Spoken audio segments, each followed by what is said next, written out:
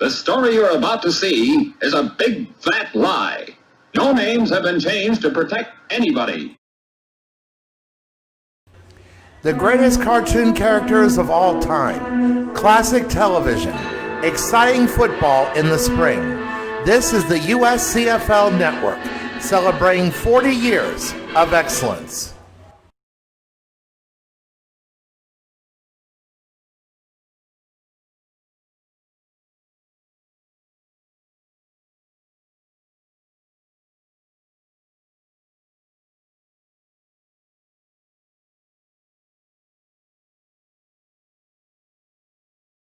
Let's get ready to rumble!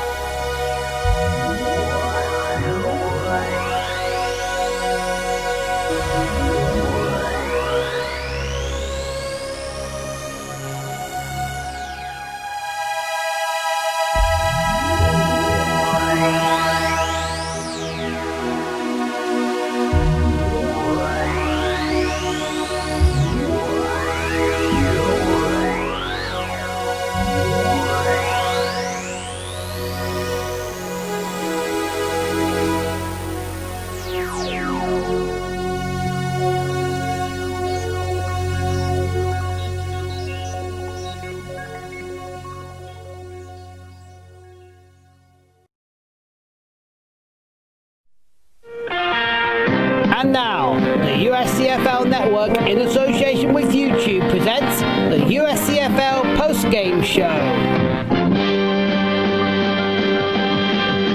Here's once again is Robbie Graham.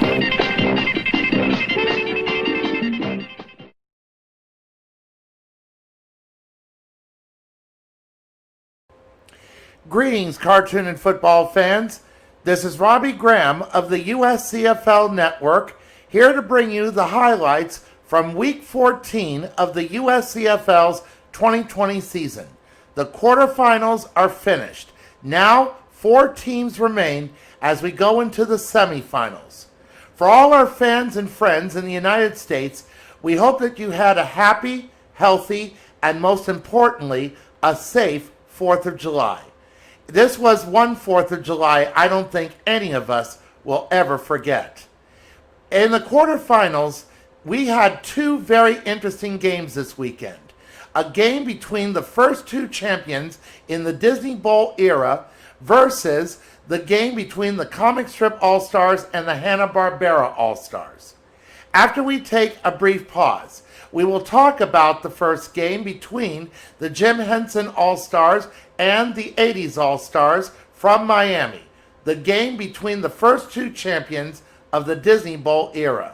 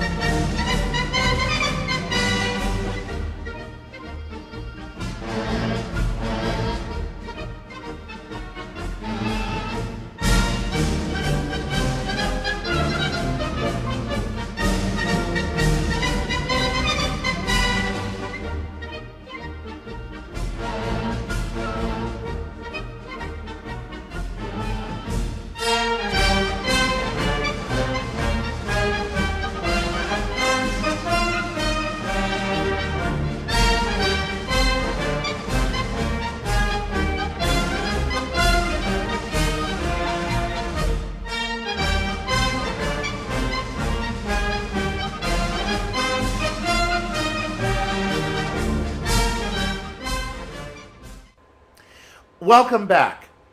2 years ago, the 80s All-Stars defeated the Disney All-Stars in the inaugural Disney Bowl championship at Disney World, with Disney being the visiting team.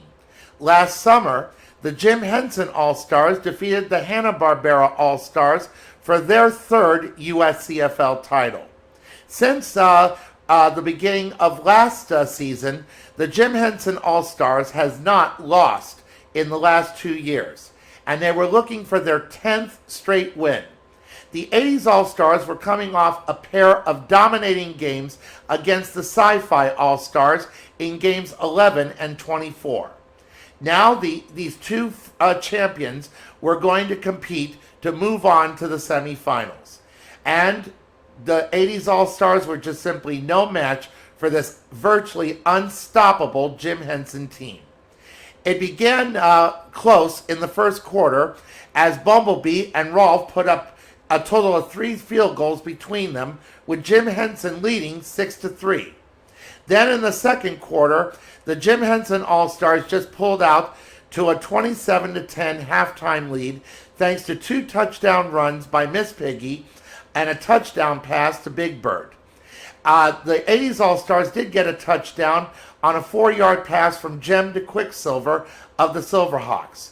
The call was reviewed for the referees thought that the catch Quicksilver made was out of bounds, but they reviewed it and they gave him the score. And then in the third quarter, Jim Henson just pulled away for good. After trailing 27-13, the 80s All-Stars gave up another 10 points in the third quarter thanks to another Rolf field goal and a 4-yard touchdown run by Miss Piggy, her third of the game. And all Jim Henson needed was a couple of Rolf field goals, but the 80s All-Stars did come back with a 1-yard touchdown run by April O'Neil, but there was no contest. Jim Henson won the game 43-30 and will advance to the semifinals. And here's the stats from this game. Kermit the Frog went 27 of 44 for 273 yards, 1 touchdown, and 3 interceptions. Jim was 25 of 42 for 377 yards, 1 touchdown, and 3 interceptions. Miss Piggy was the game MVP, although her stats were not that impressive. She carried the ball 24 times for 85 yards and 3 touchdowns. And when you score 3 touchdowns in a game, you're going to get game MVP honors. April O'Neil, who was lighting it up until now, carried the ball 34 times for 64 yards and 1 touchdown. Big Bird led Jim Henson with 4 receptions for 82 yards and a touchdown, but Raphael of the Ninja Turtles replaced an injured Chitara in the second quarter and caught 9 passes for 182 yards. Now the Jim Henson All-Stars will play against the Filmation All-Stars, the team that started their winning streak going, next week in the semifinals. But this time, they're playing against a red-hot Filmation team in Richmond, Virginia. And we'll have to see until Friday whether or not Jim Henson can be defeated or not. But for this game, there was just simply no contest. And here are the highlights from this game.